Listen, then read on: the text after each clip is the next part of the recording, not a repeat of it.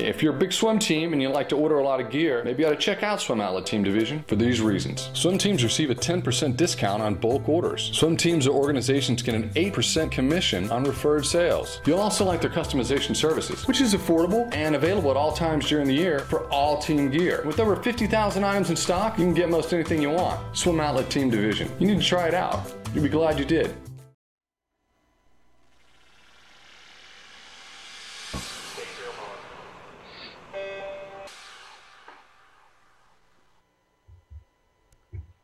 This is the Morning Swim Show for Thursday, April 25th, 2013. I'm your host, Jeff Cummings. Today in the Finis Monitor, we'll be joined by Ryan Mallam, who will be joining the staff at Texas A&M University as Associate Head Coach of the men's swim team. For 2 years, he's been the head coach at Indian River State College, continuing the tradition of excellence the team has enjoyed for 30-plus years. And that's where Ryan joins us now on Skype from Fort Pierce, Florida.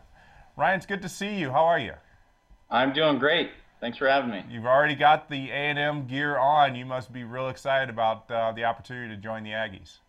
Oh yeah, it's going to be a great thing. I'm really excited. My family's excited, and you know, it's going to be great to work with a really incredible coaching staff and an incredible school. You know, we're all really excited over here. When do you officially start there? Right now, it's going to be May 20th. I'll be there for a little bit, probably about a week and a half or so before camp starts.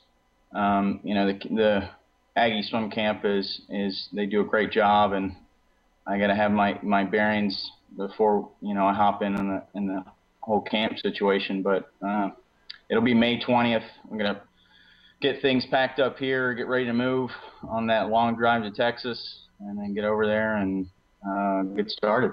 Well, I have to say, having driven through Texas, at least you don't have to go through West Texas. Yeah. So, what drew you to consider taking this job at Texas A&M?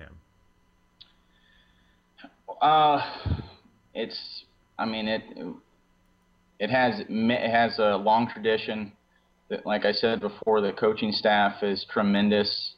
The facilities are incredible. And it's just a great school. You know, Texas A&M has a long tradition of excellence, and it's just it would be you know, I thought it'd be a great opportunity to be a part of it. Now, a lot of universities are hiring people as what you will be associate head coach. Kind of give us an idea of what your role will be there, working with the current head coach, Jay Holmes. I think. The relationship I would have with Jay and the rest of the team is just try to get better at all aspects. I mean, obviously I would probably be considered more as a sprint coach, but I think it's you know, I don't think anything is going to be left undone as far as training plans, you know, seasonal plans, technique, drill work, strength and conditioning. I think it's going to be you know, Jay and I putting our heads together and coming up with a plan that works for everybody. So I would probably say that even though it's probably looking like it's going to be sprint oriented for me, I think you know, Jay is probably going to lean on me just like I'm going to lean on him, and I think that's it's going to be a really good working relationship. I would imagine the top of your priority list is to bring the men's team on par with the great women's team that's there right now.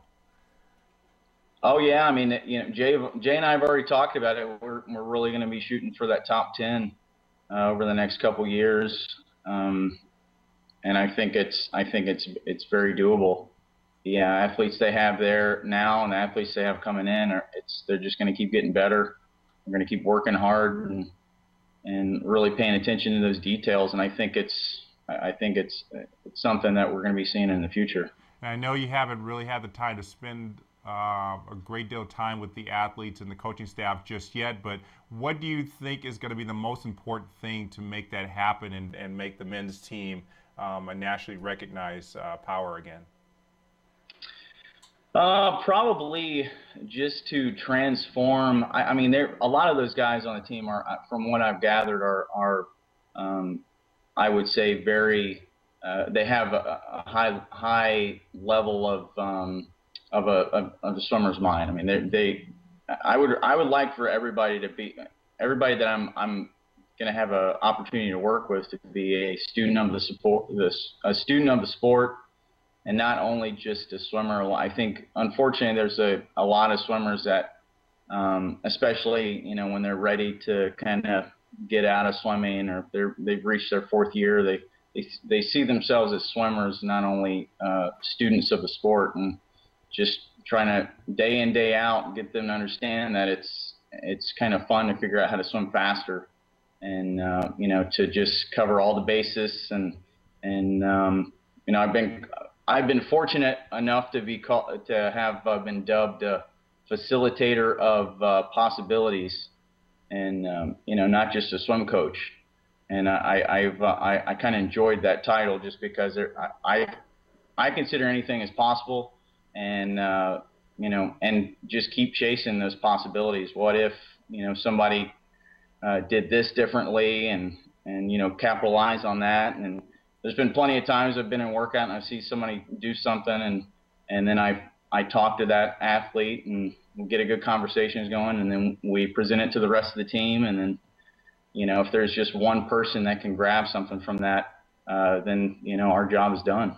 Well, one of the people you've really really seems to emulate that during your time at Indian River was Brad Tandy, who was one of the fastest 50 freestylers across all collegiate divisions. What was it like working with him these past 2 years? Brad I would, every time I talk about Brad to somebody else, it's kind of like talking, whenever I have conversations with him based on athletics or swimming, it's like talking to another coach. It's very easy for him to understand what I'm trying to get across to him, you know, and he just has he has a tremendous mind. He just knows how to make things work, and every idea I throw at him, he can make it work, and he can figure out a way to make him swim faster. You know, when he went that you know, incredible 50 free last year, we were working on things right before he swam that event, and we made changes right before the event, and he's just one of those athletes that he doesn't get flustered with change. He embraces it, and then, you know, he astonishes people. Well, Indian River, as I said at the top of the show, has a really long history of success at the junior college level. When you got there, your first year, and then on to your second year, what was it like on deck with the team? You know, knowing that you guys, you know, pretty much weren't going to have any issue with winning the national championship, but still, you know, how were you able to keep these kids how were you able to get them to go faster each year, knowing that, you know, they didn't have much work to do in terms of national titles? The way the team saw it is we were never looking at numbers or times. I mean, that was always in the back of our minds. You know, it would be great to win another national championship. It would be great to break records, but that was never on the forefront. It was always how to get better. You know, every time we ask them to do these crazy sets or these crazy kick sets or resistance sets, it's not about how you know, to smash a record. It's to see how much better you can get, how faster you can get. And if we always keep that, and if we always present that to the athlete, you know, the records will fall, the national championships will come.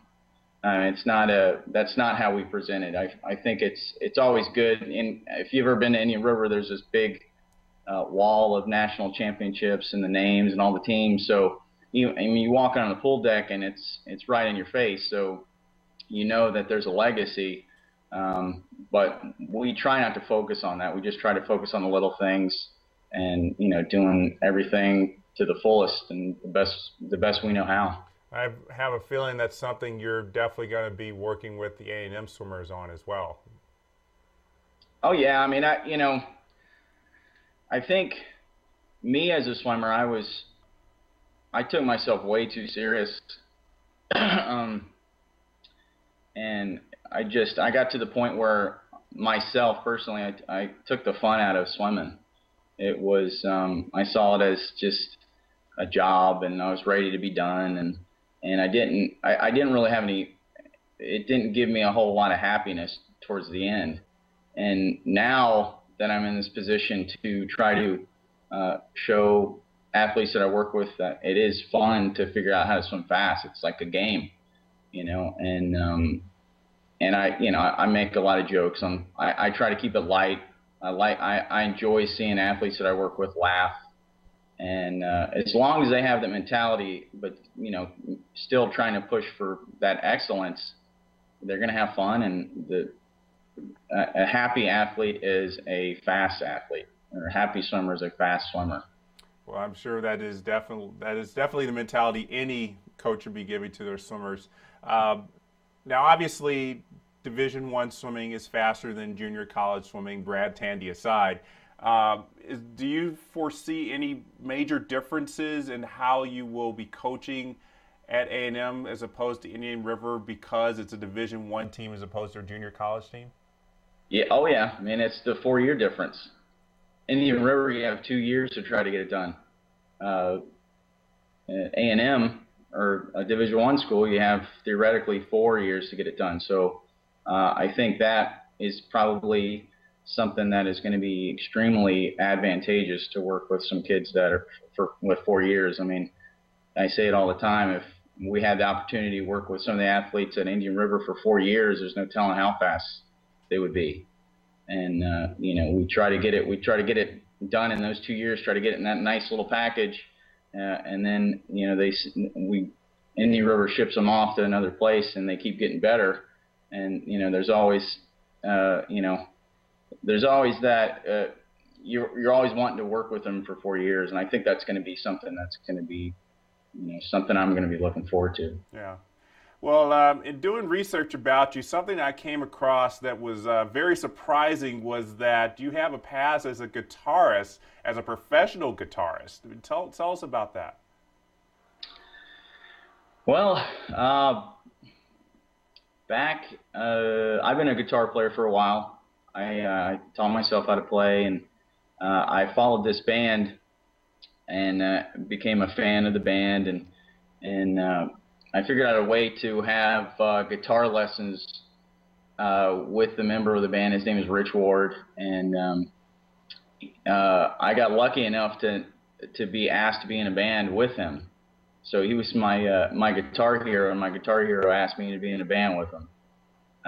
Then you know, one thing led after another, and then we started doing TV shows and MTV and videos and commercials and festivals, and you know, I had a pretty a good ride as a guitar player for a few years before I really started getting into swim coaching. And yeah, it was just a time in my life that I had a lot of fun and had an opportunity. A lot of guitar players really don't have those opportunities, and it was a lot of fun. What prompted you to give that up and to get into swim coaching? Well, we had a show that was scheduled on the first day of practice.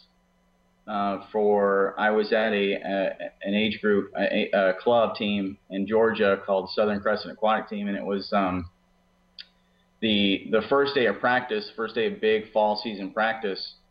I would have had to miss that practice to be at I think it was at Hard Rock, LA or something like that. So they wanted me to play that show, and I had to give that up because I didn't want to miss the first day of practice.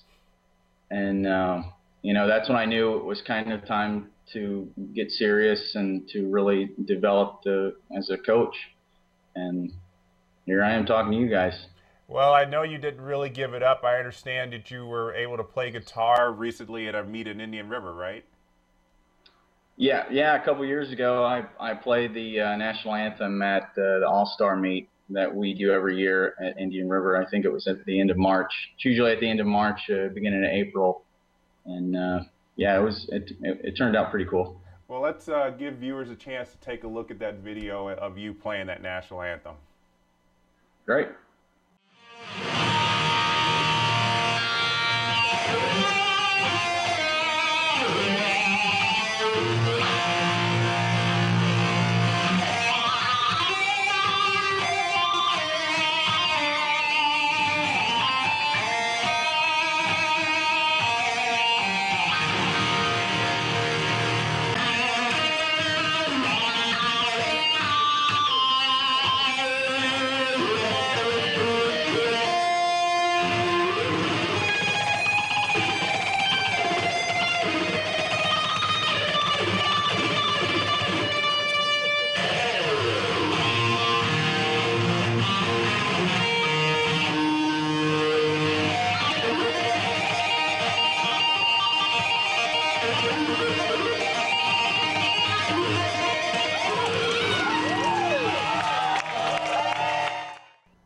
All right, so yeah, a little bit of Jimmy Hendrix style national anthem playing going on there.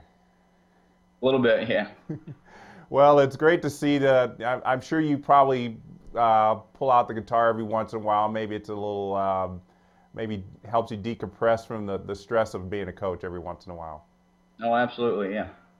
Well, good luck to you at Texas A&M, and as I'm sure it's going to be a great journey for you physically from Florida to Texas, and then just helping you grow as a coach and getting your feet wet in Division I coaching. I appreciate it. All right, we'll see you on deck soon. Have a good one. All right, so that was Ryan Mallam joining us for today's morning swim show. Be sure to stay with Swimming World for all the latest swimming news and follow us as well on Facebook and Twitter. I'm Jeff Cummings. Thanks for watching.